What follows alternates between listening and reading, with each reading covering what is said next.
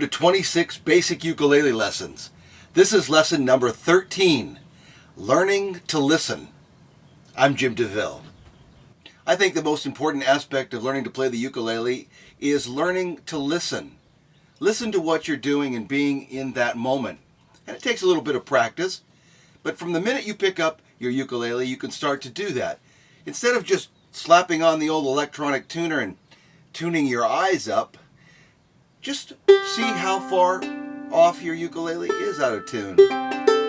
Oh, listen to that second string. That's not good. Try and get it close, just by your ear. Then check yourself with the tuner. Another way to tune your ears in to what you're doing on the ukulele is to really pay attention to what key you're playing in. We've been playing a lot in the key of C at the beginning of these lessons, and there's the lowest tone on the ukulele, that's C. So you can hum the root note of the chord or the key you're in. That also tunes you in for singing in the correct pitch in that key.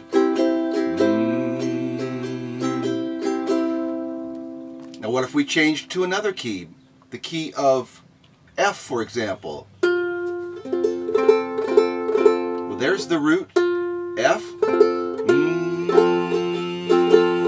Back to C.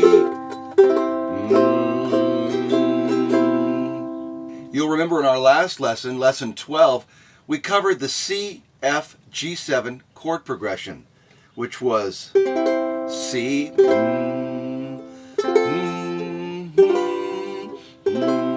Well, anytime you play a chord progression like that, you want to hum it and get it into your consciousness. When we get to that G chord in that progression, why are we playing a G7 chord instead of G major?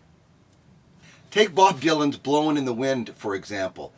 He didn't want that tension on the 5 chord in his song. It's a nice, easy folk tune. He didn't want it to be forced back home.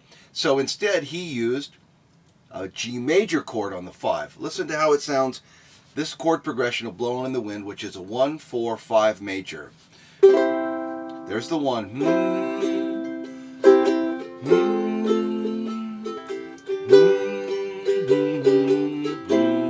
Hear how much softer the 5 is with that G major.